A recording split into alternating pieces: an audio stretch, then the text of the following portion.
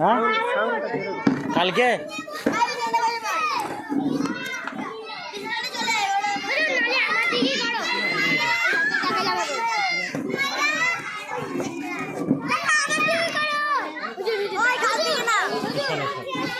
ছোট বড়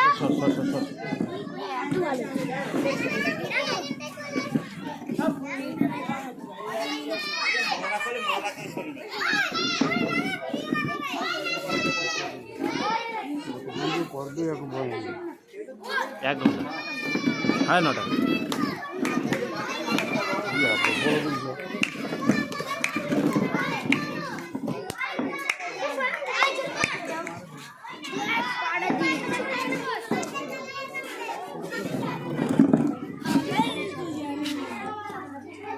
যাও এই যে মাইক চালু করে দাও এখন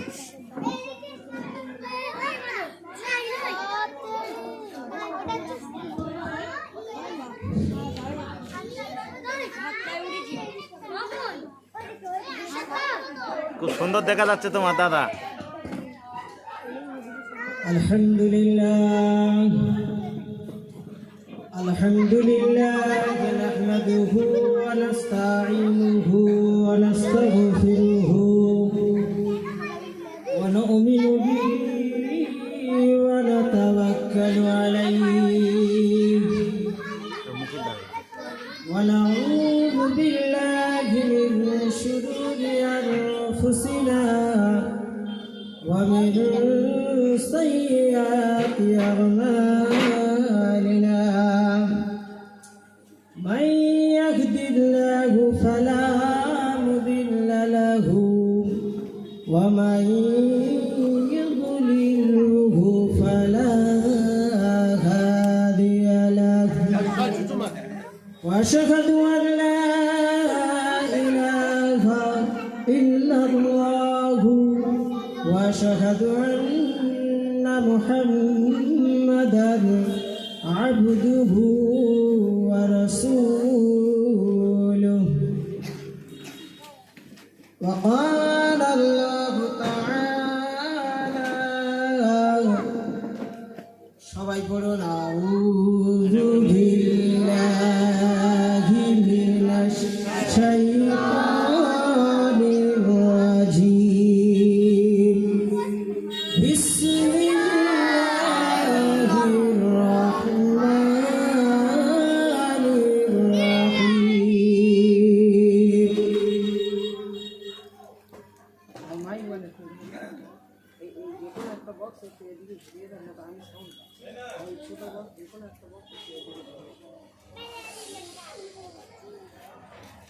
সবাই পড়ুন ইয়া আইয়ুহাল্লাযীনা মাইকটা একটু সামনে এলে পড়ো ভালো তাকুল্লাহা হাক্কা তুকাতিহি ওয়া লা তামুতুন্না ইল্লা ওয়া আনতুম মুসলিমুন ওয়া ক্বালা রাসূলুল্লাহি সাল্লাল্লাহু আলাইহি ওয়াসাল্লাম وعن خباب بن عريض رضي الله تعالى عنه سقونا يا رسول الله صلى الله عليه وسلم وهو متوسط غردة له في ظل الكعبة ألا تدع لنا لا تستكثر لنا ما كان محمد أبا أحد من رجالكم ولكن رسول الله وخاتم النبيين وكان الله بكل شيء عليما إن الله وملائكته يصلون على النبي يا أيها الذين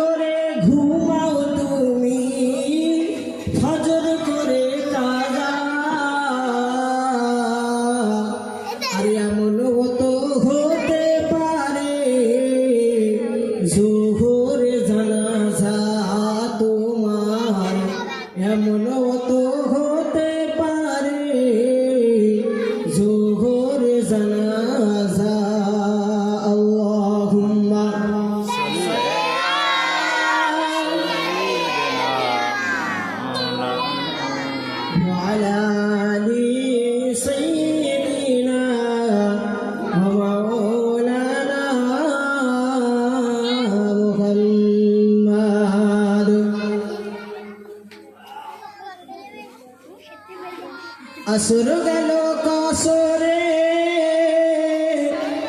মাগরিব গেল বইয়া আর ঈশা গেল খাইতে খাইতে ফজর গেল শুইয়া আসর গেল কসরে মাগরিব গেল বইয়া আর ঈশা গেল খাইতে খাইতে ফজর গেল শুইয়া যখন কখন কাজা হইবে যখন কখন কাজা হইবে কেউ তো কইল না হইল না হইল না আমার নামাজ হইল না হইল না হইল না আমার নামাজ হইল না আল্লাহুম্মা সাল্লি আলা সাইয়্যিদিনা মাওলানা মুহাম্মদ ওয়া আলা আলি সাইয়্যিদিনা মাওলানা मुहम्मद मुझे कुछ मिले या ना मिले मुझे कुछ मिले या ना मिले मुहम्मद मिले यानी वो शायद जिसे अल्लाह मिले बलागल उलाद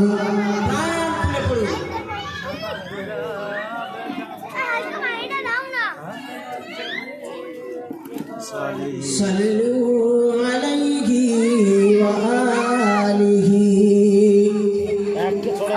ये तेरे मेराज थी के तू नौके तक पहुँचा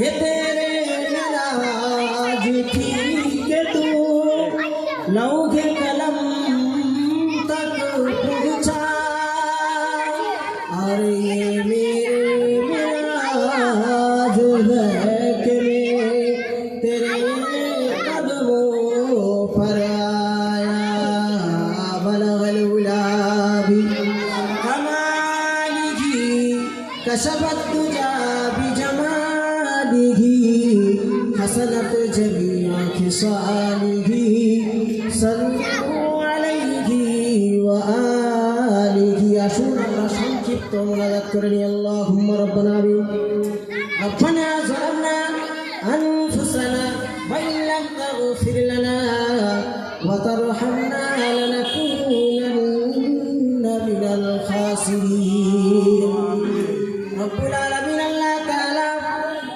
তুমি তো বলেছো খুলিকল ইনসান যায়ফা হে মানুষ তোমাদেরকে আমি অতি দুর্বল করে বানালাম রব্বে কারীম আল্লাহ তাআলা তাই আমি তোমার দুর্বল বান্দা আমরা তোমার গুনাহগার বান্দা রিয়াকার বান্দা সিয়াকার বান্দা সারা জিন্দেগির গুনাহের উপর অনুতপ্ত হয়ে অনুশোচনা করে লজ্জিত হয়ে তাওবার নিয়তে ক্ষমার আশায় মাগফিরাতের আশায় তোমার শাহী দরবারে দুইখানা হাত উত্তোলন করলাম মাওলায় মাহবুব হাত তোলার বিগত পূর্ব মুহূর্ত পর্যন্ত আমাদের বিগত জিন্দেগির সমূহ গুনাহগুলিকে তুমি মাফ করে দাও রব্বুল আলামিন আল্লাহ তাআলা ঈশার নামাজের পরে তাহাজ্জুদের কবরে তোমার পৃথিবীর ভূমিতে তোমার সার্বভৌমত্বের আলোচনা নিয়ে তোমার রাসূল মুহাম্মদ সাল্লাল্লাহু আলাইহি সাল্লামের স্মৃতি এবং আদর্শ নিয়ে এবং তোমার বড় পীর সাহেব হযরত আব্দুল কাদের জিলানী মাহবুবে সুবহানী কুতুবে রব্বানী রাহমাতুল্লাহি আলাইহির স্মরণ সভা আমরা তোমার কাছে দোয়ার মাগফিরাত নিয়ে শুরু করতে চলেছি মাওলানা মাহবুব আল্লাহ তাআলা হাত তোলার পূর্ব মুহূর্ত পর্যন্ত আমাদের জিন্দেগির গুনাহগুলিকে মাফ করে দিয়ে খাস করে পবিত্র মাহফিল জলসাকে অনুষ্ঠানকে ফতেহায়ে দাস দামকে তুমি কবুল মঞ্জুর করে নাও। রব্বুল আলামিন আল্লাহ তাআলা আমাদের স্বজন, গুরুগার্জের ওস্তাদ মাই মুরব্বী, পিতৃকুল থেকে মাতৃকুল, শ্বশুরকুল থেকে শাশুড়িকুল, যারা জীবিত আছে এবং যারা মৃত, যারা তোমার ডাকে সাড়া দিয়ে গভীর কবরে শুয়ে আছে, রব্বুল আলামিন আমাদের প্রিয় পরিজনদের জীবিত এবং মৃত প্রত্যেকের জীবনের সাইয়্যাতগুলি তুমি হাসানাত দিয়া বদলাইয়া দাও। রব্বুল আলামিন तमाम পৃথিবীর মাটির নিচে এমনি শুধু ভিডিও হচ্ছে, হ্যাঁ এটা একটু দেখে দেবে প্রত্যেকের কবরের আযাবগুলিকে তুমি মাফ করে দাও। ওগো রব্বুল আলামিন আল্লাহ তাআলা খাস করে দয়া করে মেহেরবানি করে তোমার পৃথিবীর জমিনের এই মক্কা মসজিদের পাঁচপাড়া মক্কা মসজিদের এলাকাবাসী মহল্লাবাসী যে জলসার আয়োজন করলো, কিয়ামতের দিন মুসিবতের সময় আমাদের প্রত্যেককে এই জলসার দরুন আমাদেরকে নাজাত দিয়ে দিও। ইয়া রব করম তু अगर करे जो बादे ज़बाबे वो दिल पर असर करे। सुबहान रब्बिक रब्बिल इज़्ज़ति अम्मा यसिफून व सलामुन अलल मुरसलीन वल्हम्दुलिल्लाहि रब्बिल आलमीन। बिलवहक ला इलाहा इल्लल्लाहु मुहम्मदुर রাসূলুল্লাহ সাল্লাল্লাহু আলাইহি ওয়াসাল্লাম। আলহামদুলিল্লাহ, সর্বপ্রথম জানাই আমার সামনে বসে থাকা, স্টেজে বসে থাকা এই জলসার সভাপতি, সহসভাপতি এবং এই যে মহতি অনুষ্ঠানটা যারা আয়োজন করলো তাদের সবাইকে, এবং আমার সামনে বসে থাকা আমার বয়োজ্যেষ্ঠ পিতৃতুল্য আমার বাপেরা এবং পর্দার অন্তরালে যারা এই বড় পীর সাহেবের আয়োজনটাকে স্মৃতি, আদর্শ, নীতি, নৈতিকতার আলোচনা যারা শুনবেন এবং নিজেদের জীবনে যারা বাস্তবায়ন করবেন, তাই পর্দার অন্তরালে থাকা সেই মা খাদিজা রাদিয়াল্লাহু তাআলা আনহার উত্তরসূরিরা, জান্নাতি রমণী হযরতে ফাতেমা রাদিয়াল্লাহু তাআলা আনহার উত্তরসূরিরা, যারা যাদের হৃদয়ের কানটাকে নিয়ে এই মহতি জলসার আল্লাহর সার্বভৌমত্বের আলোচনা, কোরআনের আলোচনা, আল্লাহ রসুল সাল্লাল্লাহু আলাইহি ওয়াসাল্লামের আলোচনা যারা উপস্থিত হতে পারেননি, যাদের হৃদয়ের কানটা এই আল্লাহর কোরআনের দিকে, আল্লাহর বন্ধুদের আলোচনার দিকে যারা হৃদয়ের কানটা উপস্থিত অনুপস্থিত যারা দিয়ে রেখেছেন, আমি প্রত্যেকের আমার আন্তরিক স্মৃতি, সালাম ও শুভেচ্ছা জানাই। আসসালামু আলাইকুম ওয়া রাহমাতুল্লাহি ওয়া বারাকাতুহু। তারপর পরে জানাই সেই মহান রব্বুল ইজ্জাত জিল জালাল, যিনি আমাদেরকে পৃথিবীর মধ্যে নানাবিধ জাতি থেকে ইহুদি, খ্রিস্টান, নাসারা, কীট পতঙ্গ, জন্তু জানোয়ার না সৃষ্টি করে কুনতুম খায়রা উম্মাতিন উখরিজাত লিন-নাস, উত্তম মনুষ্য জাতি হিসাবে পয়দা করলেন। তাই আমরা সেই প্রভুর শুকরিয়া আদায় করে আমরা বলি আলহামদুলিল্লাহ। তারপরে পরে জানাই বিশ্বনবী সরকার কায়নাত রহমাতুল লিল আলামিন, মা মিনার চক্ষু শীতলের মণি হযরতে হালিমাতুস সাদিয়া রাদিয়াল্লাহু তাআলা আনহার দুগ্ধপোষ্য শিশু, যে রাসূল না এলে পৃথিবীর ধুলি ধরাতে কিছুই সৃষ্টি হতো না, যে রাসূল কিয়ামতের দিন মুসিবতের সময় আমাদের মতো এইরকম গুনাহগার উম্মতদেরকে শাফায়াত করে জান্নাতে নিয়ে যাবেন। তাই আমাদের মানুষের নৈতিক দায়িত্ববর্তায় সেই রাসূলের প্রতি আমরা বৃষ্টির ন্যায় অঝর ধারায় সালাম পৌঁছে যাক। আমরা সবাই হৃদয়ের মণিকোটা থেকে, অন্তরের অন্তঃস্থল থেকে সালাম পাঠাই, সবাই সম্মিলিতভাবে বলি সাল্লাল্লাহু আলাইহি ওয়াসাল্লাম। সম্মানিত ভাইরা আমার, আজকের যে বিষয় আলোচনা, বড় পীর সাহেবের আলোচনা, তাই তো, ফাতেহা ইয়াজদাম, সমকালীন সময় সংক্ষেপ, তাই খুব টাফ আলোচনা করব, খুব ভালো দিয়ে শুনবেন, ঠিক আছে? আর মানার নিয়ে তো আমরা প্রত্যেকেই শুনবো ইনশাআল্লাহ।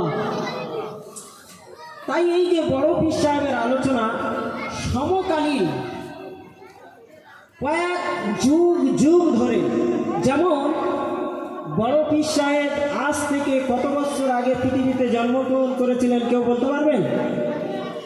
পারবেন কেউ বলতে?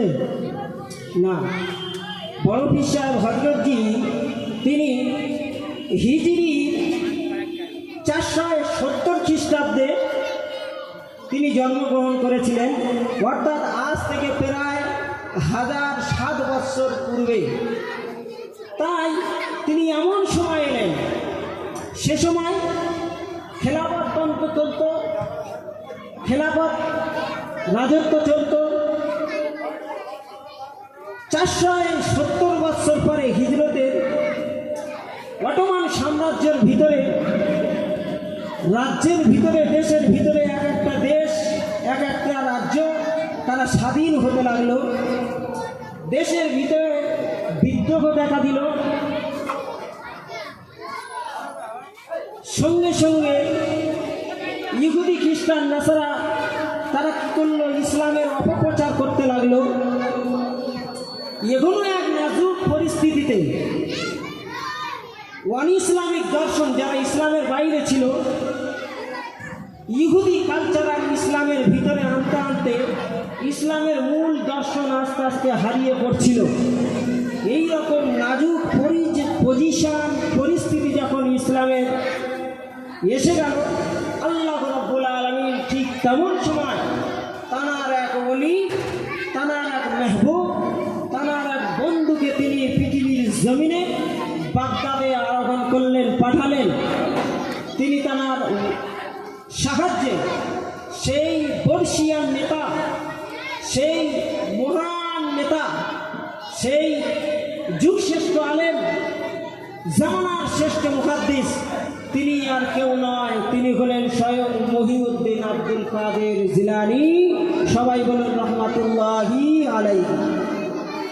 তিনি এলেন জাতির মধ্যে, মুসলিমদের মধ্যে ঘুরে ধরা, নিজেদের ধর্মীয় আকীদার প্রতি, তরিকাত, হাকিকাত, মাগফিরাতের মধ্যে যখন, মারিফাতের মধ্যে যখন দুর্বিষহ দেখা দিল, বিচ্ছিন্ন দেখা দিল, তখন হযরত এলেন তারা অকাত্য প্রতিষ্ঠানে, তারা মানে কি নির্মম সহায়তায়, তারা একচ্ছত্র বিদ্রোহে তিনি কি করলেন, ওই ঘুরে ধরা সমাজটাকে পুরো ইসলামের মধ্যে আবার পুনরায় জীবিত করে তুললেন। সবাই বলেন সুবহানাল্লাহ। তাই সেই মহিউদ্দিন আব্দুল কাদের জিলানী রহমাতুল্লাহি আলাইহি তিনি আমাদের মধ্যে এলেন। কেমনভাবে এলেন, কি উপদেশ দিয়ে গেলেন, তাঁর সেই উপদেশ কিয়ামত পর্যন্ত জীবিত থাকবে। আর প্রতি বছর এই 13 তারিখ আসার সাথে সাথে পুরো বিশ্ববাসী তার স্মরণ করবে, তার শিক্ষা, তার নীতি, তার নৈতিকতা নিজেদের জীবনের মধ্যে ধারণ করে নিয়ে কোনো রকম বাতিলের কাছে না মাথা নিচু করে মুসলমান জাতি তারা কিয়ামত পর্যন্ত শির উঁচু করে তারা টিকে যাবে। বলুন সুবহানাল্লাহ। এই হযরত আব্দুল কাদের জিলানী ইনি কোনো হেন তেন কোনো পীর ওলিয়া উলিয়া নন। ইনি হলেন, এনার বংশ পরিচয় আমরা একটু শুনে নিই। এনার বংশ পরিচয় হলো, ইনি হলেন পিতার দিক থেকে, আব্বাজির দিক থেকে হযরত হাসান রাদিয়াল্লাহু তাআলা আনহুর বংশধর, আর মায়ের দিক থেকে ইনি ছিলেন হযরত হুসাইন রাদিয়াল্লাহু তাআলা আনহুর বংশধর। অর্থাৎ ইনি ছিলেন হযরত হাসান রাদিয়াল্লাহু তাআলা আনহুর অষ্টম পুরুষ, 8 নম্বর সন্তান। হযরত হুসাইন এবং হযরত হাসান রাদিয়াল্লাহু তাআলা আনহু উভয় রক্তধারায় গঠিত এই বড় পীর। বলুন সুবহানাল্লাহ। এই বাচ্চারা, এই চুপ করো, সবাই চুপ করো। আপনারা এবার বাচ্চাদের একটু চুপ করান। এই বাচ্চারা তোমরা চুপ করো। সম্মানিত ভাইরা আমার, সম্মানিত মায়েরা আমার, আব্দুল কাদের জিলানী তিনি যখন পৃথিবীতে আসলেন, আব্দুল কাদের জিলানী পৃথিবীতে এসে তিনি যা আদর্শ, তিনি যা শিক্ষা আমাদেরকে রেখে গেলেন, আমরা সেই শিক্ষা, সাংস্কৃতিক, তানার নীতি, তানার আদর্শ আমরা কেউ জীবনে বাস্তবায়ন করতে পারছি না। আব্দুল কাদের জিলানী রহমাতুল্লাহ আলাইহি তিনি তিনটে শিক্ষা দিয়ে গেছেন। 1 নম্বর শিক্ষা হলো তোমরা আল্লাহ তাআলার ইবাদত করবে, আল্লাহ তাআলার হুকুমকে নিজেদের জীবনে মেনে নেবে, আল্লাহ তাআলার ইচ্ছা শক্তিকে নিজেদের দূর দিয়ে দেবে। আল্লাহ তাআলার ইচ্ছা শক্তিতে তোমরা নিজেরা দূর দিয়ে দেবে। 2 নম্বর ওসিয়ত হলো আব্দুল কাদের জিলানীর। 2 নম্বর ওসিয়ত হলো কি তোমরা আগে ফরজ আদায় করবে, তারপরে ওয়াজিব, তারপরে সুন্নাত, তারপরে নফল।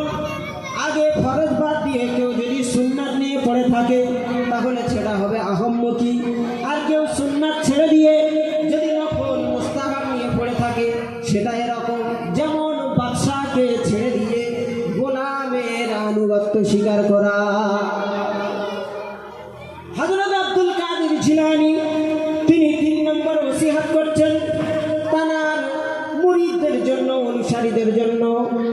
ও কিয়ামত পর্যন্ত আনেওয়ালা মানুষ, শুধু ঠাকুর পূজা, মূর্তি পূজার নাম শুধু শিরক নয়, পবিত্রের দাসত্ব করা, ইচ্ছার দাসত্ব করা, লোভের দাসত্ব করা, এটাও একটা বড় শিরকের শামিল। সম্মানিত ভাইরা আমার, তাই আব্দুল কাদের জিলানী 3টি ওসিয়ত করে গিয়েছেন যা আরবি সাহিত্যের ইতিহাসে চিরন্তন হয়ে থাকবে। সম্মানিত ভাইরা আমার, আব্দুল কাদের জিলানীর মতো সন্তান আমাদের যদি আজ সমাজে থাকতো তাহলে আমাদের ওই ছোট্ট 5 বছর, 6 বছর, 7 বছরের শিশুরা তারা দিন রাত ইনস্টাগ্রাম, ফেসবুক আর টিকটক আর সারা রাত আচ্ছাদন, রাতের সুন্দর ঘুম তারা হারাম করে চ্যাটিং করতো না, সমাজটা আজকের জাহান্নামের গহ্বরে চলে যেত না। তাই আব্দুল কাদের জিলানী তিনি কি আদর্শ, কি শিক্ষা আমাদের রেখে গেলেন? আসুন আমরা মূল আলোচনার দিকে ফিরে যাই। হযরতের আলোচনা শুনে আমাদের জীবনে, পরিবারে, সন্তানে, ছেলেতে, মেয়েতে, সংসারে, বিবিতে, সর্ব জায়গাতে আব্দুল কাদের জিলানী রহমাতুল্লাহ আলাইহির জীবন আদর্শ মেনে নিয়ে যেন কবর থেকে হাসর আর হাসর থেকে সোজা জাহান্নাম অতিক্রম করে জান্নাত চলে যেতে পারি, সেই রকম স্মৃতি আর আদর্শ নিয়ে আমরা যেন চলতে পারি। আল্লাহ রাব্বুল আলামিন তৌফিক দান করুন, আমরা বলি আমিন। সম্মানিত ভাইরা আমার, হযরত আব্দুল কাদের জিলানীর পিতা হযরত আবু মুসা জঙ্গি রহমাতুল্লাহ আলাইহি তিনি ছিলেন গরিব মানুষ। ক্ষুধার কারণায় তিনি প্রচণ্ড পেটে ক্ষুধা আর প্রবল তৃষ্ণা যখন তার এলো, পিপাসা যখন পেল, হযরত আবু মুসা জঙ্গি রহমাতুল্লাহ আলাইহি তিনি যখন সমুদ্রে, নদীতে নেমে গেলেন, ক্ষুধার কারণায় প্রবল পিপাসার তাড়নাতে তিনি সমুদ্রের পানি পান করছেন। পেটে তার দারুণ ক্ষুধা, সামনে তিনি তাকিয়ে দেখলেন একটি আপেল ভেসে আসে। ক্ষুধার তাড়নায় আর প্রবল তৃষ্ণায় আবেগে তিনি আপেলটা খেয়ে ফেললেন। খেয়ে ফেলার পর তিনিও ছিলেন বিজ্ঞ লোক, তিনিও ছিলেন আলেম, তিনি ইসলামিক কালচার তারা ছিল, তিনি জানতেন শরীয়তের নিয়ম হলো না বলে খাওয়া, না বলে নেওয়া, এটা হলো চুরির শামিল। তাই তিনি ভাবলেন আপেলটা ক্ষুধার তাড়নায় খেয়ে ফেললাম, কিয়ামতের দিন বিভীষিকাময় পরিস্থিতিতে আল্লাহ রাব্বুল আলামিন যদি আমাকে এই বিচারের কাঠগড়ায়, চোরের কাতারে দাঁড় করায়, তাহলে আমি আবু মুসা জঙ্গি রহমাতুল্লাহ আলাইহি আমি বড় বিপদে পড়ে যাব। আপেলটা খেয়ে ফেললেন, কিন্তু শরীয়তের নিয়ম হলো কারো জিনিস না বলে নেওয়া আর না বলে খাওয়া উভয় হচ্ছে চুরির শামিল। তাই আমি এটা খেলাম, বাদ বিচার করলাম না। আর এই চুরির দায়ে চোর সাব্যস্ত হয়ে যদি কিয়ামতের দিন আল্লাহ তাআলা আমাকে হিসাব করে চোরের কাতারে দাঁড় করায়, তাহলে তো আমি বড় মুসিবতে পড়ে যাব। তিনি তাই চিন্তা করলেন কি করা যায়, দেখি আপেলের মালিককে, তার কাছে যাই। হযরত আবু মুসা জঙ্গি রহমাতুল্লাহ আলাইহি আসছিলেন তার উল্টো দিক দিয়ে উপরের দিকে উঠে যাচ্ছেন। যেতে যেতে গিয়ে দেখলেন সমুদ্রের পাশে একটা পাঁচিল ঘেরা, পাঁচিলের উপরে তাকিয়ে দেখলেন আপেলের বাগান। তিনি নিশ্চিত হলেন যে এই গাছের আপেল হয়তো পড়ে গিয়েছে নদীতে, আর আমি সেই আপেল তুলে খেয়েছি। তিনি বাগানটা সাইড করে ঘুরে এলেন, ঘুরে এসে দারোয়ানকে বলছে এই বাগানের মালিকটাকে। দারোয়ান বলছে মালিক ভিতরে আছে। আবু মুসা জঙ্গি বলছেন ভাই বাগানের মালিকটাকে ডাকো। বাগানের মালিক যখন এলেন, বাগানের মালিককে তখন বললেন যে হুজুর, হযরত জনাব, আমি একটা বড় ভুল করে ফেলেছি। যেহেতু শরীয়তের নিয়ত হলো না বলে খাওয়া, না বলে নেওয়া চুরি, তাই প্রমাণ ক্ষুধার তাড়নায় আমি আপনার বাগানের একটি আপেল সমুদ্রে পড়ে গিয়েছিল, আর সেইটা আমি তুলে খেলাম। এর দরুন যদি কিয়ামতের দিন আল্লাহ তাআলা আমাকে পাকড়াও করে, সুতরাং সেই জন্য আপনার কাছে মাপ চাইতে এলাম। যেহেতু আপনার জিনিস আমি না বলে খেয়েছি, মেহেরবানি করে আপনি আমাকে মাফ করে দেন। বাগানের মালিক চিন্তা করছে সমুদ্রে পড়ে গেল আপেল, কত আপেল চলে যায়, কত কি চলে যায়, লোক খেয়ে না ঘুরিয়ে না নিয়ে চলে যায়, আর একটা আপেল খেয়ে আবার এসে মাপ চাইছে। নিশ্চয়ই এ বান্দা যাই তাই বান্দা নয়, এ হলো আল্লাহকে ভয় করানোওয়ালা বান্দা। এর ভিতরে হাক্কা তুকাতিহি, যেহেতু আল্লাহ রাব্বুল আলামিন বলছেন ইয়া আইয়ুহাল্লাযীনা আমানু তাকুল্লাহা হাক্কা তুকাতিহি ওয়া লা তামুতুন্না ইল্লা ওয়া আনতুম মুসলিমুন। এই বান্দারা তোমরা আল্লাহকে ভয় করো, যেমন ভয় করা উচিত, যতটা ভয় করা উচিত ঠিক ততটাই পরিমাণে তোমরা আল্লাহকে ভয় করতে থাকো। বাগানের মালিক দেখলো এগুলো আল্লাহর প্রকৃত ঈমানদার, আল্লাহর ভয় হৃদয়ে ভরা, অত ভয়কে তো ছেড়ে দেওয়া যাবে না। এর দ্বারায় অনেক কাজ আমার আছে। আমার একটি মেয়ে ছেলে আছে, তার বয়স সবে 4 বছর। এর যদি ছেড়ে দিই তাহলে এই বাগদাদ শহরের মধ্যে আমি আর খুঁজে পাবো না, অর্থাৎ যে কোনো কৌশল দ্বারা একে আটকে রাখতে হবে।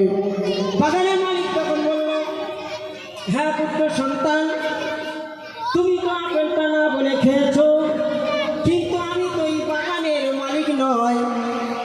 মালিক একটু কৌশল করলেন, যেহেতু এই বাগানের মালিক হলো আমার মেয়ে, অর্থাৎ মালিকের কাছে আমি জিজ্ঞাসা করে আসি, আমার মেয়ের কাছে আমি জিজ্ঞাসা করে আসি, সে যদি তোমাকে মাফ করে দেয় তাহলে তুমি মাফ হয়ে যাবে, তুমি এখান থেকে চলে যাবে। বাড়ির ভিতরে বাগানের মালিক চলে গেলেন, গিয়ে মেয়ের সাথে পরামর্শ করে, স্ত্রীর সাথে পরামর্শ করে বললেন একজন সুন্দর ছেলে এসছে, যার ভিতরে আল্লাহর ভয়, আল্লাহর ভীতি, জাহান্নামের ভয় যার মধ্যে বিরাজমান, এমন ছেলেকে ছেড়ে দেওয়া যাবে না। আমার একটা মেয়ে আছে, তার সঙ্গে যে কোনো উপায়ের বিবাহ বন্ধনে আবদ্ধ করতে হবে। এই বলে বাগানের মালিক তিনি ফিরে এলেন, এসে বলছেন বাবা মাপ তোমাকে করতে পারি, ও আবু মুসা জঙ্গি, তোমাকে মাফ করে দিতে পারি, তবে একটা শর্ত আছে যে আমার বাগানে এক যুগ দীর্ঘ 12টা বছর আমার বাগানের কর্মচারী হয়ে যদি তুমি কাজ করতে পারো তবে তোমারে আমি মাফ করে দেব। হযরত আবু মুসা জঙ্গি রাহমাতুল্লাহি আলাইহি তিনি বিস্ময় হয়ে গেলেন, চোখে তার পানি চলে এলো। তিনি বললেন আল্লাহ গো, আল্লাহু গফুরুর রহিম, আল্লাহু সামিউন বাসীর, ও আল্লাহ, ও দয়ার মালিক, তোমার ভয় করে, তোমার ভীতু হয়ে, তোমার জাহান্নামের ভয় করে, তোমার আদেশ মেনে আজকের 12টি বছর এই বাগানে আমি থেকে গেলাম।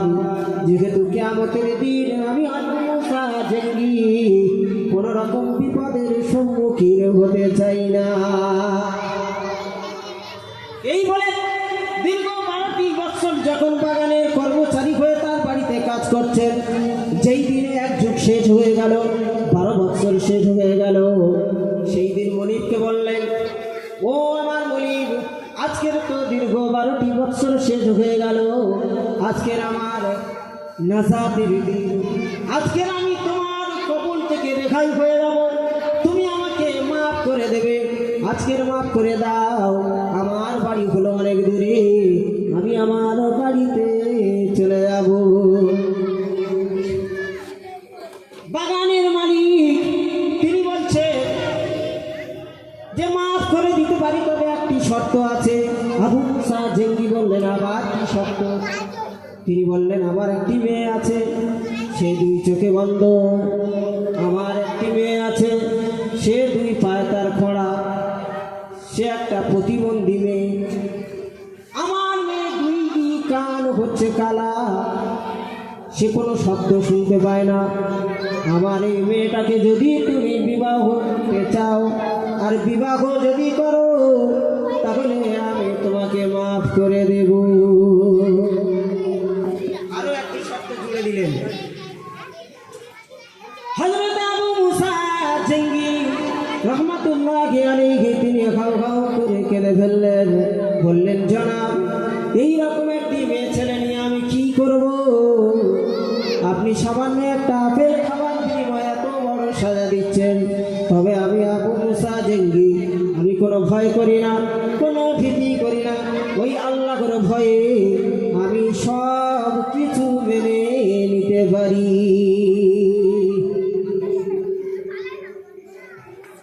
এরপর বিবাহ হয়ে গেল। বাসর রাত হযরত আবু মুসা জেঙ্গি রহমাতুল্লাহি আলাইহি তিনি ঘরের ভিতরে প্রবেশ করলেন, গিয়ে দেখলেন স্ত্রীকে সালাম দিলেন, সালামের উত্তর সঙ্গে সঙ্গে এলো, স্ত্রী তার দিকে চেয়ে আছেন, কানেও শুনতে পেল, পাও ভালো, স্ত্রী ঘরের ভিতরে হাঁটাহাঁটি করে। এইরকম দৃশ্য দেখে হযরত আবু মুসা জেঙ্গি হতভম্ব হয়ে ভয় খেয়ে তিনি দৌড় মারলেন। সঙ্গে সঙ্গে বাগানের মালিকের মেয়ে তিনি বললেন, শোনো শোনো প্রাণের স্বামী, দৌড় মারার কোনো কারণ নাই, ভয়ের কোনো কারণ নাই, আমার পিতাজি যা কিছু বলেছে সব সত্য। আমার পিতা আপনাকে বলেছে আমি 2 চোখে বন্ধ। এই বন্ধ যে শরীয়তে বলা হয়েছে, আল্লাহ রাব্বুল আলামিন তিনি তার মহাগ্রন্থ আল কোরআনুল কারীমের মধ্যে 22 পারার 2 নম্বর সূরার 2 নম্বর আয়াতের মধ্যে বলছেন, ওয়াকারনা ফি বুয়ুতিকুন্না ওয়ালা তাবাররুজনা তাবাররুজাল জাহিলিয়াতিল উলা। হে নারীরা, তোমরা পূর্বের যুগের জাহিলিয়াতের নারীদের মধ্যে তোমরা চলাফেরা করো না, তাদের মতো সৃষ্ট কালচার তোমরা তোমাদের জীবনে আনয়ন করো না। তোমরা ঘরের ভিতরে থাকবে, পর্দার ভিতরে থাকবে, তাবাররুজ তোমরা নিজেদেরকে প্রদর্শনী করবেন না, তোমরা নিজেদেরকে কাউকে দেখাবে না, তোমরা পর্দার ভিতরে থাকবে, সংযমশীল হয়ে তোমরা থাকবে। ও আমার স্বামী, আল্লাহর কোরআনের ওই আয়াত আমার হৃদয় দিয়ে আমি মেনে নিলাম, অর্থাৎ আমি আমার এই চক্ষু দিয়ে, আমার জ্ঞান সারে, আমার যেহেতু আপনি 12টি বছর ছিলেন আমাদের ঘরে চাকর খাটছেন, আর আমার বয়স তখন 4 বছর, আর আপনি 12 বছর আমাদের বাড়িতে কাজ করেছেন, 12 4 16, অর্থাৎ 16 বছর যখন আমার বয়স হয়ে গেল, আমার এই চক্ষু দিয়ে কোনো বেগানা পুরুষের আমি দেখি নাই, বা দেখার মতো কোনো আগ্রহ আমি করি না। সোহা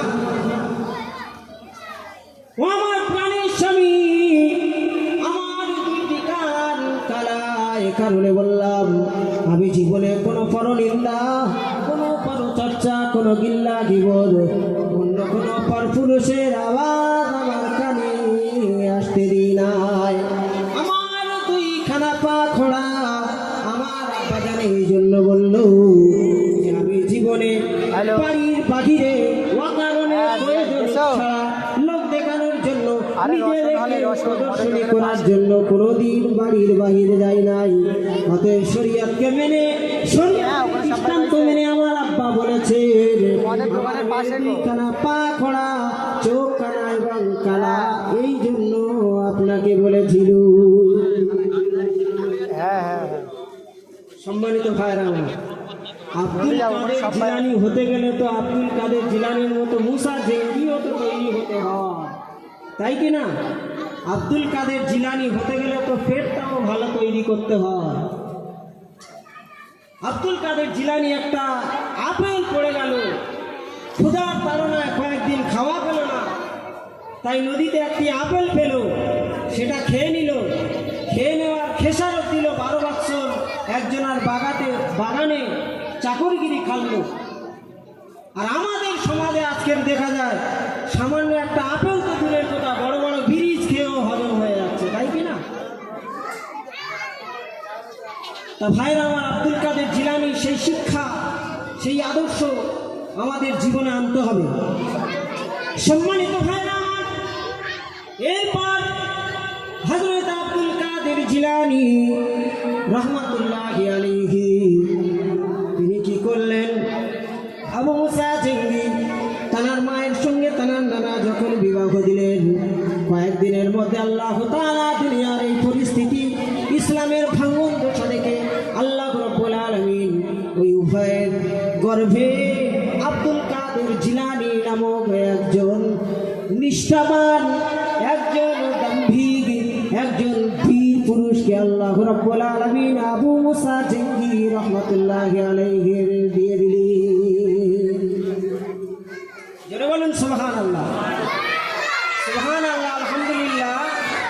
আমরা যদি বলি, কেউ যদি হৃদয়ের অন্তর দিয়ে মনের মণিকোটা থেকে একবার যদি বলে সুবহানাল্লাহ, আল্লাহ তাআলা এই সাত আসমান এবং জমিনের মধ্যবর্তী জায়গা যত বড় ফাঁকা সবগুলি নেকি ভরে দিয়ে তারা আমলনামায় ঢুকিয়ে দেন। জোরে বলুন সুবহানাল্লাহ। সম্মানিত ভাইরা আমার, হযরত আব্দুল কাদের জিলানী রহমাতুল্লাহি আলাইহি তিনি যখন এলেন, মায়ের গর্ভে তিনি যখন ছিলেন, আব্দুল কাদের জিলানী রহমাতুল্লাহি আলাইহি তিনি যখন মায়ের গর্ভে ছিলেন, মায়ের গর্ভে থাকা অবস্থায় তানার মা তানার নানার বাড়িতে গিয়েছিল 9 মাস বয়সে। হযরত আব্দুল কাদের জিলানী সময় সংক্ষেপ, তাই সব ভেঙে বলছি না, আপনারা বুঝে নেবেন, সারমর্ম আলোচনা করছি। হযরত আব্দুল কাদের জিলানী যখন বয়স হয়ে গেল 7 বছর, তিনি তখন মায়ের কাছে এসে একদিন প্রশ্ন করছেন, মা, আমাকে পেটে ধরে তুমি এমন কি হারাম কাজ করেছিলে যার দরুন আমার মেধাতে মাথাতে পড়া থাকে না, আমি পড়াগুলো ভুলে যাই। মা বললেন, বাবা এত বড় কথা বললি আমার, তবে শোন ওরে আমার বাপ আব্দুল কাদের জিলানী, তোরে পেটে থাকা অবস্থায় আমি কোনো খারাপ কাজ করিনি, তবে একদিন তোর বয়স যখন 9 মাস, তোর নানির বাড়িতে আমি গিয়েছিলাম, আর তোর নানির উঠানে দেখলাম আমের আচার, ফুলের আচার, তেঁতুলের আচার মেলে দেওয়া ছিল। আমি মনে করলাম তোর নানির আচার উঠানে রোদে শুকাতে দিয়েছে, আমি না জেনে এক টুকরা আচার আমি খেয়েছিলাম, আর ওই হারাম খাওয়ার কারণে মনে হয় তোর মেধার উপরে তার প্রভাব পড়েছে। আমাদের সমাজের মেয়েরা এক টুকরো আচার তো দূরের কথা, হাজার হাজার জিনিস খেয়ে পাচার করে দেয়। তাই এইরকম পেট যদি থাকে, তাহলে ওই পেটে কি আব্দুল কাদের জিলানী জন্ম হবে? বলে হুজুর দোয়া করে, আরে দোয়াটা করবো কি, আসলে পেট তো খারাপ, দোয়া কোথায় করবো? সম্মানিত ভাইরা, হযরত আব্দুল কাদের জিলানী রহমাতুল্লাহি আলাইহি তিনি যখন 7 বছর বয়স, মা তাকে নিয়ে মক্তবে পড়াতে দিয়ে আসতে যাচ্ছেন, পড়তে দিয়ে আসতে যাচ্ছেন ওস্তাদের কাছে। ওস্তাদের কাছে গিয়ে বললেন, হুজুর হযরত, আমার এই ছোট্ট আব্দুল কাদের জিলানীকে আপনি পড়াশোনা করান, একে কোরআনের শিক্ষা দিন, জাতির শিক্ষা দিন, আধুনিক শিক্ষা দিন, এমন শিক্ষা দিন যেন আমার এই মাসুম বড় হয়ে জাতির জন্য কিছু একটা করতে পারে। ওস্তাদ বললেন, বেটা পড়ো আলিফ লাম মিম। হযরত আব্দুল কাদের জিলানী বললেন, আলিফের মানে কি? ওস্তাদ বলল, আলিফের কোনো মানে হয় না। বাচ্চা আব্দুল কাদের জিলানী বললেন, যে জিনিসের মানে হয় না সে জিনিস আমি পড়ি না। ওস্তাদ বলছে, তবে তুমি মানে জানো? বাচ্চা আব্দুল কাদের জিলানী বলছেন, আমি জানি। তা বলে, তুমি যদি জেনে থাকো তাহলে পড়ো। সঙ্গে সঙ্গে আব্দুল কাদের জিলানী রহমাতুল্লাহি আলাইহি তিনি শুরু করলেন, আলিফ লাম মিম আল্লাহু লা ইলাহা ইল্লা হুয়াল হাইয়ুল কাইয়্যুম। জোরে বলুন সুবহানাল্লাহ। যে আল্লাহ পাক হচ্ছেন তিনি যে পাক ও পবিত্র, তিনি মহান, তিনি অদ্বিতীয়, তার কোনো শরীক নাই। তিনি হচ্ছেন একমাত্র স্রষ্টা। অর্থাৎ আলিফের মানে হলো ওই। এভাবে পড়তে পড়তে হযরত আব্দুল কাদের জিলানী এক পারা শুরু করে দীর্ঘ 18 পারার সূরা ফুরকান পর্যন্ত পড়ে শেষ করে ফেলল। ওস্তাদ মাঝখানে শুনতে শুনতে বেহুশ হয়ে পড়ে গেল। হুশ আসার পরে ওস্তাদ জিজ্ঞাসা করছেন, মা তোমার সন্তানকে এর আগে হয়তো কোথাও তুমি পড়িয়েছিলে, আমাকে আজকে চেক করার জন্য, পরীক্ষা করার জন্য হয়তো নিয়ে এসেছো। মা বলছেন, না ওস্তাদ জি, না না, আমি আমার সন্তানকে এর আগে কোথাও পড়াই নাই, তোমাকে কোনো পরীক্ষা করতে আনি নাই। তবে আমার সন্তান কিভাবে পড়লো জানি না, তবে আমি একজন কোরআনের হাফেজা। আমি যখন সকালবেলা ঘুম থেকে উঠতাম, ফজরের নামাজ আদায় করতাম, আমি যখন কোরআন নিয়ে তেলাওয়াত করতাম, আমার ছোট্ট আব্দুল কাদের জিলানী সেও আমার সামনে বসে বসে আমি কোরআন তেলাওয়াত করে যেতাম। আর আমার মাসুম বাচ্চা আব্দুল কাদের জিলানী সেও বুক নেড়ে নেড়ে আমার সাথে সাথে পড়ে পড়ে যেত।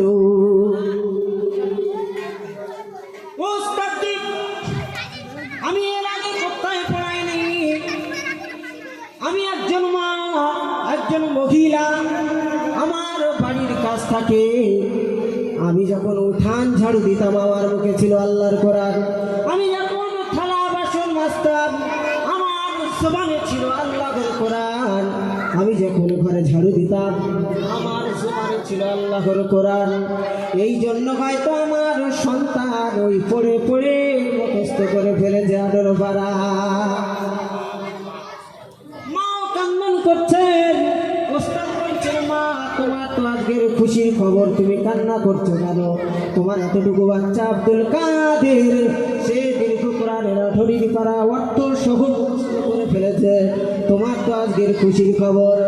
মা বলছেন, না ওস্তাদ জি, আমি এই জন্য কাঁদি যে আমার দুর্ভাগ্য, আমি যদি আমার সন্তান পেটে থাকায় ছোটবেলায় আর যদি একটু কষ্ট করে আরো 12টি পারা যদি আমি পড়ে নিতাম, তা আমার মাসুম সন্তানের শিশু বেলায় পূর্ণাঙ্গ 30 পারা কমপ্লিট কোরআনের হাফেজ হয়ে যেত। সুবহানাল্লাহ। সম্মানিত ভাই আমার, আব্দুল কাদের জিলানী কি আর এমনি হয়? তাবাররুজ, আল্লাহ রাব্বুল আলামিন তাবাররুজ বলতেন একটা শব্দ সূরা ফুরকানের মধ্যে, সূরা আহজাবের 33 নম্বর আয়াতে আল্লাহ রাব্বুল আলামিন মেয়ে ছেলেদের ভালো সন্তান পেটে কিভাবে ধারণ করবে, কিভাবে তাদের সন্তান যুগ শ্রেষ্ঠ হবে, জাতির উজ্জ্বল নক্ষত্র হবে, আল্লাহ রাব্বুল আলামিন সূরা আহজাবের 33 নম্বর আয়াতে বলে দিলেন, ওয়াকারনা ফি বুয়ুতিকুন্না ওয়ালা তাবাররাজনা তাবাররুজাল জাহিলিয়াতিল উলা। তাবাররুজের 3টি অর্থ হলো মেয়েদের 3টি গুণ। এই 3টি গুণ যদি কোনো মেয়েদের থাকে, তাদের পেটে কোনো ভালো সন্তান জন্মগ্রহণ করবে না। সেই সন্তানদের দ্বারা বৃদ্ধ বয়সে হোক, জওয়ানি বয়সে হোক, সেই মাতা পিতার, বিশেষ করে সেই মায়ের সম্মানহানি হবে। 1 নম্বর তাবাররুজ রুজের অর্থ হলো মেয়েরা যখন রাস্তাতে বাড়িতে যখন বাহিরে বেরোয় এদের সাজগোজটা বেড়ে যায়। 2 নম্বর, যখন এরা বাড়ি থেকে বেরো হয় এরা এমন সাজগোজ করে লোকের প্রদর্শনী করে। তারপর রুজ শব্দের অর্থ হলো প্রদর্শনী করো, দেখো আমাকে দেখো। এই কোরআনের এই তাবাররুজ অর্থটা নিয়ে এই তাবাররুজের ব্যাখ্যা করে কি করেছেন জানেন? রুজ মানে প্রদর্শনী, দেখা, লোককে দেখানো। বুর্জ খলিফা বলে একটা টাওয়ার আরবে আছে জানেন? ওই টাওয়ারটা আবার গত বছর কয়েক বছর আগে আমাদের দুর্গা পূজাতে আবার ওই একটা থিম করেছিল বুর্জ টাওয়ার, বুর্জ খলিফা। অর্থাৎ বুর্জ মানে দেখানো, প্রদর্শনী করা। তাই বুর্জ টাওয়ার যিনি বানালেন তিনি বললেন এমন একটা পৃথিবীতে টাওয়ার বানাবো যেটা মানুষ দেখবে, দৃষ্টি আকর্ষণ করবে। এটা পেল কোথায়? থিওরিটা কোরআন থেকেই পেয়ে গেল। বুর্জ, তাবাররুজ আল জাহিলি ইয়াতুল মুলা, অর্থাৎ তাবাররুজ মানে নিজেকে প্রদর্শনী করে। অর্থাৎ মেয়েদের তাবাররুজের অর্থ 3টি। ওই মহিলারা যারা বাড়ি থেকে বের হয় নিজেদেরকে প্রদর্শনী করে, লোককে দেখায়। আর 3 নম্বর হলো তারা যখন বাড়ি থেকে বের হয়ে হাঁটা চলাফেরা করে তখন একটু হেলে দুলে হাঁটে। এই হলো তাবাররুজের 3টি অর্থ। আর এই তাবাররুজের 3টি অর্থ যদি কোনো মায়েদের ভিতরে থাকে তো সে মা জান্নাত তো দূরের কথা, জান্নাতের কোনো সুঘ্রাণ গন্ধও পাবে না। সম্মানিত ভাইরা আমার, আমাদের সমাজে কি অবস্থা দেখেন। আল আব্দুল কাদের জিলানীর মা হযরতে ফাতেমা তিনি কিভাবে জীবন জিন্দেগি করেছিলেন। তাকে জীবনে কেউ দেখেনি, কোনো পুরুষ কারোর সঙ্গে কথা বলেননি, তার চক্ষু দিয়ে কোনো পরপুরুষকে দেখেনি। তাবাররুজের 1 নম্বর অর্থ হলো মেয়েরা যখন বাইরে বের হয় তখন এদের সাজগোজ বেড়ে যায়, এমন সাজগোজ করে যায় শয়তান দেখে যেন লজ্জা পায়। আমার এক বন্ধু একদিন বের করলাম, এক জায়গায় যাচ্ছি, তার বউকে নিয়ে এক জায়গায় বাইকে বেড়াতে যাচ্ছেন, বুঝলেন। দেখা হলো, দেখা হয়ে বলছি আমি ওটা কে? আমি তো একবার তাকিয়ে, আর তো তাকানো যাচ্ছে না, যা বিভৎস অবস্থা। সে তো শাড়ি না, যেন মুশারি, আর তাকানো যাচ্ছে না। আমি বললাম ওটা কে? বললো তোমার ভাবি। বাবু ভাই এটা তোমার ভাবি। তা বললো এই অবস্থা কেন? আমি বললাম এই অবস্থা কেন? লোক দেখাচ্ছ? তখন কানটা মুখে, তার বউ তো বাইকের পিছনে বসা, আস্তে আস্তে কানটা আমার কানের কাছে এসে বলছে বাবু ভাই আমার বউটা এত সুন্দর দেখতে, সারা জীবন তো আমি একা দেখছি, তো আর কারো দেখার হক নাই, আমি একা কি দেখবো, ওই জন্য সাজিয়ে গুজিয়ে সবার দেখাচ্ছি। শয়তান, কি শয়তান দেখুন, অন্যজন আর দেখাচ্ছে, হক আদায় করছে যে আমি একা দেখবো, আমার বউয়ের সবাই দেখুক। তাই এই আজকের আমাদের সমাজের অবস্থা। সে জানে না যে পুরো কোরআনের উল্টে চলে গেল। যদি ওই নিয়ত করে, ওই নিয়ত থাকে লোককে দেখানো, তাহলে সে তাবাররুজের ভিতরে পড়ে গেল। জান্নাত তো দূরের কথা, জান্নাতের ঘ্রাণও সে পাবে না। সম্মানিত ভাইরা আমার, 3 নম্বর গুণ হলো তারা খেলে দুলে চলে। আমাদের নারীদের ভিতরে এই রকম যদি গুণ থাকে তাহলে তওবার নিয়ত করে তারা যেন এগুলো পরিত্যাগ করে। আর আল্লাহ রাব্বুল আলামিন আমাদের স্ত্রী পুত্র পরিজনদের ভিতরে এই রকম গুণ না যেন নিয়ে আসে। আমরা সবাই বলি আল্লাহুম্মা আমিন। আল্লাহ রাসূল হযরত মুহাম্মদুর রাসূলুল্লাহ সাল্লাল্লাহু আলাইহি ওয়াসাল্লাম তিনি বললেন, ও নারীরা, জান্নাতে গেলে 3টি গুণ লাগবে। 1 নম্বর গুণ হলো কি? স্বামীর খিদমত করতে হবে। 1 নম্বর গুণ হলো স্বামীর খিদমত করা, নেককার হওয়া। 2 নম্বর গুণ হলো স্বামী যা আদেশ করবে সেটা যদি শরীয়ত সম্মত জায়েজ হয়, হালাল হয়, জীবন থাকা সত্ত্বেও সেটা মানা লাগবে। আর 3 নম্বর গুণ হলো স্বামী যাতে খুশি, স্ত্রীও তাকে খুশি হওয়া লাগবে। এই 3টি গুণ হলো নেককার হওয়ার বৈশিষ্ট্য। এই 3টি গুণ যদি কারোর মধ্যে না থাকে তারা নেককারও হতে পারল না, তারা দুনিয়ায় মুসলমান হতে পারল না। এই 3টি গুণ যদি না থাকে কোনো নারীর ভিতরে, তারা হাজার বরকা পড়ুক, হাজার তাহাজ্জুদ পড়ুক, হাজার ইবাদত করুক, জাহান্নামে তাদের যেতেই হবে।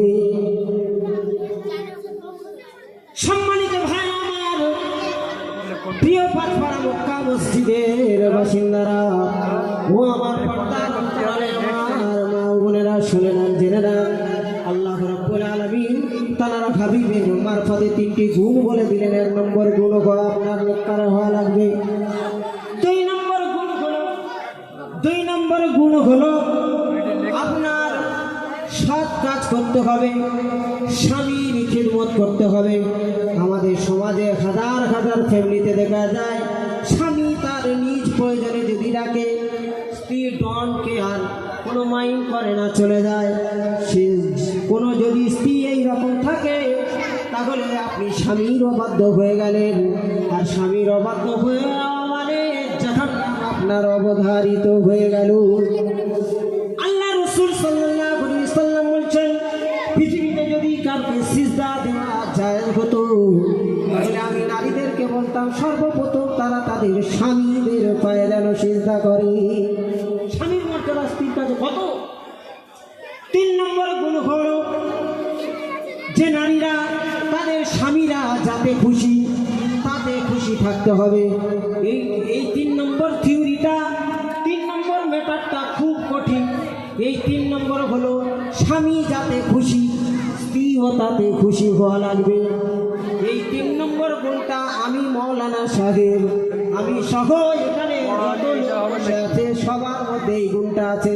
যেহেতু সবাই মনে করেন বিয়ের পরে আমরা আমাদের বাম্মাকে নিয়ে এক সংসারে থাকতে চাই, একসঙ্গে খেতে চাই, উঠতে চাই, বসতে চাই, কিন্তু অনেক ঘরের বৌমারা এটা চায় না, হ্যাঁ কি না?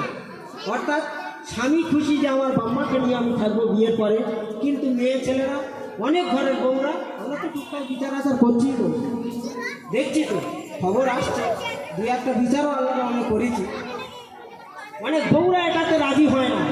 তাই কি হলো, সে স্বামীর অবাধ্য হলো। এক ঘটনা শুনুন, করুণ ঘটনা। এক বাড়ির এক বৃদ্ধা মা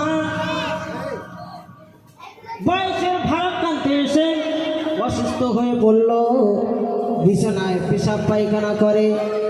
তার বউ, দুই ছেলে, লোকটি চাকরি করে, সার্ভিস সেন্টার সার্ভিসিং করে, সরকারি চাকরি করে। একদিন তার বউ বলল, স্বামী শোনো, তোমার মাকে যদি আজ বৃদ্ধাশ্রমে না দিয়ে আসো, রাত দিন চিৎকার করে, দুর্গন্ধ গায়েতে বের হয়, বিস্তারায় প্রস্রাব করে, তোমার মাকে যদি আজকের বৃদ্ধাশ্রমে না দিয়ে আসো তাহলে আমি তোমার ভাত আর খাবো না। লোকটি দেখলো বড় অসহায় হয়ে, দুইটা ছেলে তাদের মুখের দিকে চেয়ে কিচ্ছু বলতে পারলো না, মাকে নিয়ে বৃদ্ধাশ্রমে দিয়ে আসলো। বৃদ্ধাশ্রমে দিয়ে আসার পরে অসুস্থ মা, একটা পাংখা ছিল, পাংখাটা ঠিক মতো ঘুরে না। বৃদ্ধাশ্রমের কর্তৃপক্ষদের কাছে বারবার বলা, কোনো সুরাগও হয় না।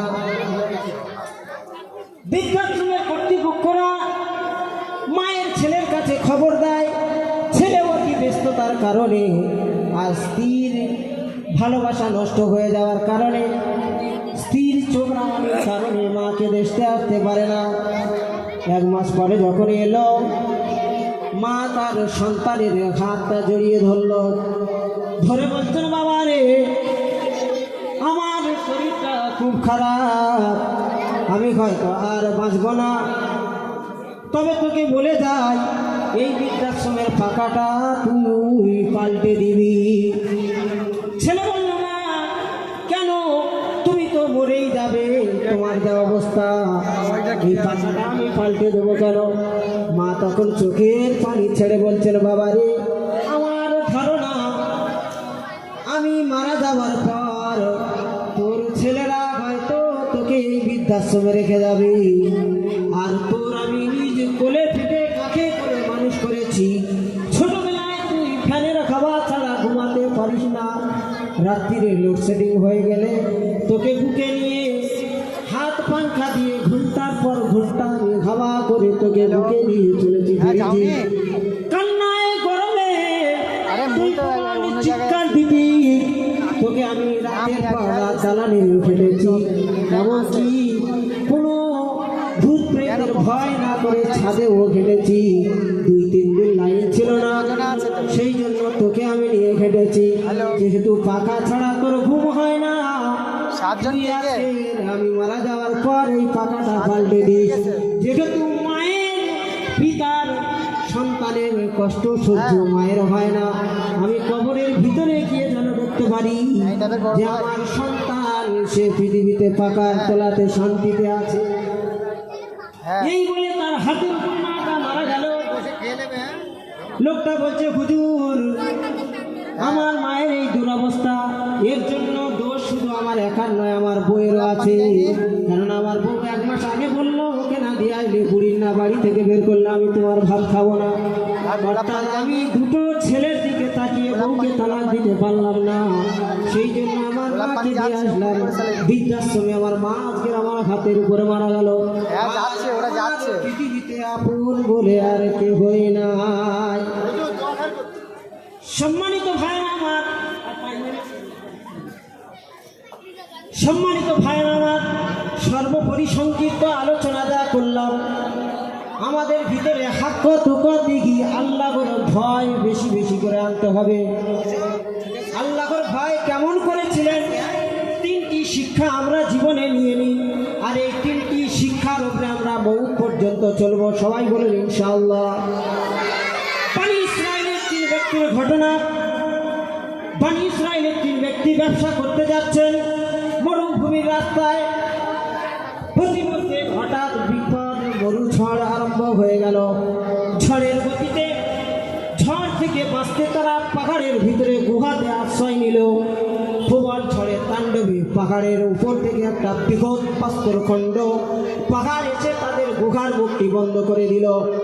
এমন বড় পাহাড়, তারা 3 জন তো দূরের কথা, ভিতরে 300 লোক যদি বা ঠেলে সেই পাহাড়ের পাথরখণ্ডটা ফেলতে পারবে না। মৃত্যু তাদের নিশ্চিত। এই জেনে শুনে মরণ তাদের হবে। মৃত্যু ভয়ে তারা হতভম্ব হয়ে তারা কাঁদাকাটি আরম্ভ করে দিল। তার মধ্যে মুরব্বী শ্রেণীর যিনি ছিল, তিনি বলল, কেঁদে কেটে কোনো লাভ নাই। জীবনে কোনো যদি নেক কাজ করে থাকি, ভালো কাজ করে থাকি, চাষো চলে আসো, তার উসিলা দিয়ে আল্লাহর কাছে মাপ চাই। 1 নম্বর বান্দা মুরব্বী শ্রেণীর লোক, তিনি হাত তুলে বললেন, রব্বুল আলামিন আল্লাহ তাআলা, আমি একজন মানুষ, আমার কাছে একজন গোলাম কাজ করত, একজন গরিব কাজ করত, সে আমাকে না বলে চলে যায়। তার জমানো অর্থ কিছু ছিল, আমি তা দিয়ে একটি ছাগল কিনলাম। তার বাচ্চা ঘটে ঘটে ছাগলের পাল যখন হয়ে গেল, এমন অবস্থায় সে একদিন ফিরে এলো। আমি বললাম, ও আল্লাহর বান্দা, যত ছাগল দেখা পাও সব তোমার, তুমি নিয়ে চলে যাও। সে বলছে, মালিক আমার সঙ্গে মশকরা করছো, ইয়া কি করছো? বলে, না না, তুমি যে টাকা রেখে গিয়েছিলে সেই টাকায় আমি ছাগল কিনেছি, আর এই ছাগলের পালগুলো সবই তোমার, যেহেতু এই পুঁজিটা ছিল তোমার, তুমি সব নিয়ে চলে যাও। আল্লাহ রাব্বুল আলামিনের কাছে দোয়া করছেন, রব্বুল আলামিন, জীবনে যদি এই কাজটা তোমার ভয় করে করে থাকি, আমি পারলে তো যে টাকার যেই ছাগলটি কিনেছিলাম ওটাও তো দিয়ে দিতে পারতাম, কিন্তু আমি দিলাম না, সব ছাগলের পালটা তাকে দিয়ে দিলাম। রব্বুল আলামিন, যদি তোমাকে প্রকৃত ভয় করে করে থাকি, তাহলে এই মরণ সম্পন্ন বিপদ থেকে, গুহার ভিতর থেকে পাহাড় খণ্ড বড় পাথরের টুকরাটা সরিয়ে দিয়ে আমাকে প্রাণে বাঁচিয়ে দাও। সঙ্গে সঙ্গে পাথরটা একটু সরে গেল, কিন্তু মানুষ ধরে চলে যাওয়ার কোনো নাই।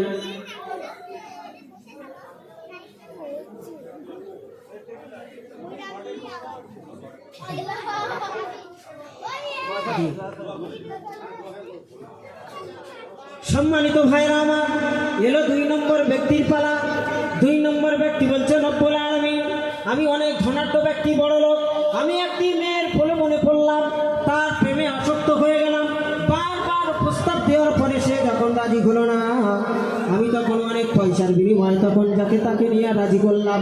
নির্জনে গেলাম, আমার ওই যৌন প্রবৃত্তিটাকে যখন উদ্ভাসিত করার জন্য, তার সঙ্গে যৌন কর্ম করার জন্য যখন আমি প্রবল বেগ দিয়ে আমি যখন উত্তেজিত হয়ে পড়লাম, ওই বান্দা বলল, ওই বান্দি বলল, আল্লাহ, ও আল্লাহর বান্দা, এই নির্জন অন্ধকারে কেউ দেখছে না, আল্লাহকে দেখছেন, আল্লাহকে ভয় করো।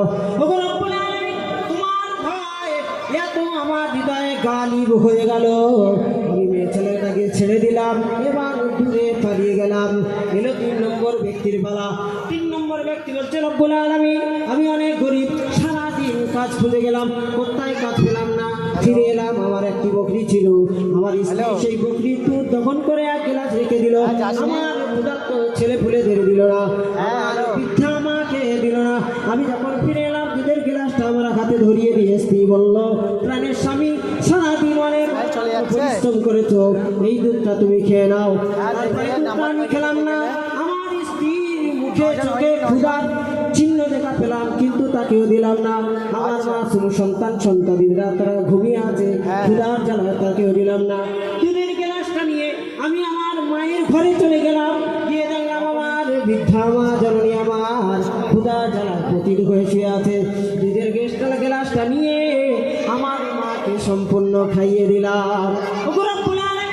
আল্লাহ তাআলা, এই কাজটি যদি তোমাকে ভয় করে থাকি, তাহলে এই মরণ সম্পন্ন বিপদ থেকে এই বড় পাথরের টুকরাটা গুহার মুখ থেকে সরিয়ে দিয়ে আমাদেরকে প্রাণে বাঁচিয়ে নাও।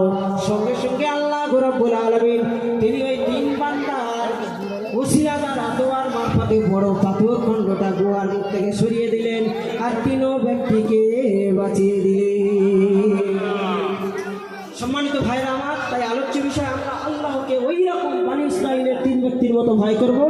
আর আল্লাহ রসুলের দৌহিত্র হাসান হুসাইনের বংশধর 8 নম্বর বংশধর হযরত আব্দুল কাদের জিলানী যে আলোচনা শুনলাম, আমরা আমাদের নিজেদের স্ত্রীতে, বাচ্চাতে, পরিবারে, কর্মতে, শিক্ষাতে, স্বাস্থ্যতে, কোরআনেতে সর্ব জায়গায় আমল করব। আল্লাহ রাব্বুল আলামিন আমাদেরকে তৌফিক দান করুন। আমরা বলি আল্লাহুম্মা রাব্বানা আমিন। আসুন, সময় সংক্ষিপ্ত, তাই দোয়া খেয়ালাত করি। সবাই একবার আস্তাগফিরুল্লাহ রাব্বি মিন কুল্লি যামবি একবার আস্তাগফার পড়ে নেন।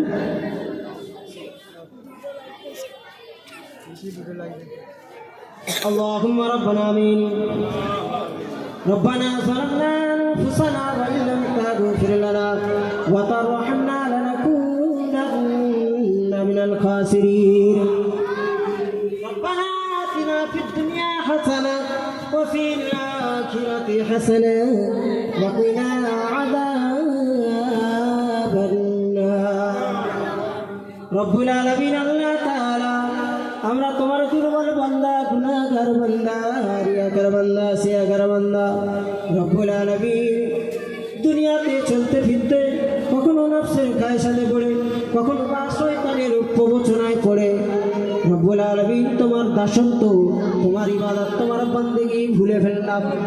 তোমার ইবাদত ভুলে গিয়ে দুনিয়াতে চলতে চলতে গুনাহের উপর গুনাহ করতে করতে জীবন জিন্দেগির আমল নামায় শুধু গুনাহ আর গুনাহে ভরপুর করে ফেললাম। রব্বুল আলামিন আল্লাহ তাআলা এই গুনাহ মাথা আমল খানা নিয়ে তোমার শাহী দরবারে রহমতের আশায়, ক্ষমার আশায় 2 কানা হাত উত্তোলন করলাম তওবার নিয়তে। ভালো দিনে তোমার এক ওলির মহতি স্মরণ সভার অনুষ্ঠান থেকে রব্বুল আলামিন হাত তোমার পর্যন্ত আমাদের বিগত জিন্দেগি তুমি মাফ করে দাও। আল্লাহ তাআলা আমাদের পিতা মাতা, প্রিয় স্বজন, গুরু গার্জেন, উস্তাদ, মাই মুরব্বি, পিতৃকুল থেকে মাতৃকুল, শ্বশুর কুল থেকে শাশুড়ি কুল, যারা তোমার ডাকে গভীর কবরে চলে গেল রব্বুল আলামিন, জানি না আমরাও তাদের নিজ হাতে দাফন করে দিয়ে আসলাম। রব্বুল আলামিন আল্লাহ তাআলা পৃথিবীতে আমাদেরকে মানুষমান করতে গিয়ে, আমাদেরকে প্রতিষ্ঠিত করতে, সম্মানিত করতে গিয়ে, লেখাপড়া শেখাতে গিয়ে, দুবেলা দুমুঠো রুচি খাবার অন্ন আমাদের মুখে তুলে দিতে গিয়ে না জানি তোমার কত হুকুম, তোমার কত আহকাম তাদের জীবন জিন্দেগিতে ছুটে গিয়েছে। রব্বুল আলামিন আল্লাহ তাআলা সে কারণেই যদি গভীর কবরের ভিতরে গিয়ে তারা আযাবের মধ্যে গ্রেফতার হয়ে যায়, কবরের সাজা যদি তাদের লেগে যায়, ওগো মাওলাই মাবুদ, তাদের উত্তরসূরি কারো ছেলে, কারো মেয়ে, কারো মা, কারো বাবা, কারো সন্তান আমরা হাত তুলেছি। মাওলাই মাবুদ, হাত তোলার পূর্ব মুহূর্ত পর্যন্ত আমাদের গুনাহ এবং তাদের জীবনের সমস্ত গুনাহগুলিকে তুমি মাফ করে দাও। কবরের সমস্ত আযাব সংকীর্ণ কবরকে তুমি প্রশস্ত করে দাও, অন্ধকার কবরকে সারাদিন এই স্টেজে কোরআনুল কারীম তেলাওয়াত হলো, উজ্জ্বল কোরআন নূরে নূরান্বিত কোরআন পড়ার কারণে আমাদের প্রিয় পরিজনদের অন্ধকার কবরগুলিকে তুমি কোরআনের মতো নূর আর নূর দিয়ে ভরে দাও। ওগো রব্বুল আলামিন, আল্লাহ তাআলা কিয়ামতের দিন মুসিবতের সময় রব্বুল আলামিন আমাদেরকে তুমি ডানা খাতে আমলনামা দিয়ে বিভীষিকা শাস্তিদায়ক জাহান্নামকে অতিক্রম করে জান্নাতের সুগম পথের দিকে আমাদেরকে তুমি ধাবিত করো। ওগো রব্বুল আলামিন, আল্লাহ তাআলা জীবন পাখিটা আর যে কটা দিন ডানা মেলে উঠবে, আমাদের যে কটা দিন চক্ষুর পলকটা পড়বে, যে কটা কদম আর জমিনে আমাদের ফেলতে বাকি আছে, জানি না কার জীবন বাকিটা কদিন নিভে যাবে। ওগো রব্বুল আলামিন, যে কটা দিন হায়াতে বাঁচিয়ে রেখেছো, কবর থেকে হাসর আর হাসর থেকে জান্নাত পর্যন্ত যেভাবে চলে যাওয়া যায় সঠিকভাবে সুন্দরভাবে, জীবনে যে কটা হায়াতে আর বাকি রেখেছো, যে কটা দিন রব্বুল আলামিন তোমার মসজিদের সাথে, তোমার ঘরের সাথে, তোমার কোরআনের সাথে দিলকে জমিয়ে নিয়ে আমল করার তৌফিক দান করো। ওগো রব্বুল আলামিন, আল্লাহ তাআলা কিয়ামতের দিন মুসিবতের সময় আমাদের এই জলসাটাকে প্রত্যেকের জন্য নাজাতের জরিয়া বানিয়ে দিও। ওগো রব্বুল আলামিন, আল্লাহ তাআলা আমরা যারা শারীরিক অসুস্থতায় ভুগছি, আমাদের সমস্ত সবাইকে সুস্থতা দান করো। এই পাড়ার মধ্যে তুমি অঢেল বরকত ঢেলে দাও। যা কিছু আলোচনা শুনলাম, জীবন দিয়ে হৃদয় দিয়ে নিজেদের জীবনে বাস্তবায়ন করার তৌফিক দান করো। মানার নিয়তে শোনার, মানার নিয়তে আমল করার তৌফিক দান করো। ওগো রব্বুল আলামিন, আল্লাহ তাআলা খাস করে মালতের যে সমস্ত কবরবাসী আশপাশের আছে, প্রত্যেকের কবরের আযাবগুলিকে তুমি মাফ করে দাও। এই মালতবাসী যারা হসপিটালের বেডে অসুস্থ, ডাক্তারখানাতে যারা পড়ে আছে, রব্বুল আলামিন সবাইকে তুমি সুস্থ করে তাদের প্রিয় পরিজনদের ঘরে তুমি ফিরিয়ে দাও। ওগো রব্বুল আলামিন, আসমানি বালা যদি মালতে এসে থাকে আসমানে তুলে নাও, জমিনি বালা যদি এসে থাকে জমিনি দাফন করে দাও। সমস্ত রকম হাওয়া বাতাস ফিতনা ফাসাদ থেকে মুঘলবাসীকে তুমি ইবাদত করো। সবাইকে আল্লাহ ঘরের সঙ্গে হৃদয়টাকে জুড়িয়ে দিও। মা বোনদেরকে তুমি পর্দা নাসিরা বানিয়ে দাও। মা খাদিজা, মা ফাতেমা রাদিয়াল্লাহু তাআলা আনহার মতো জীবন চলার তৌফিক দান করো। রব্বুল আলামিন, আল্লাহ তাআলা যা কিছু শুনলাম বললাম আমাদের প্রত্যেকের জীবনে বাস্তবে আমল করার তৌফিক দান করো। ইয়া রব, করব দুআ করে जो बातें सबाबे वो दिल पर असर करे। सुभान रब्बिका रब्बिल इज्जति अम्मा यसिफून व सलामुन अलल मुरसलीन वल्हम्दुलिल्लाहि रब्बिल आलमीन व जअल आखिर कलामिना इंदल मौत बहक ला इलाहा इल्लल्लाह ला इलाहा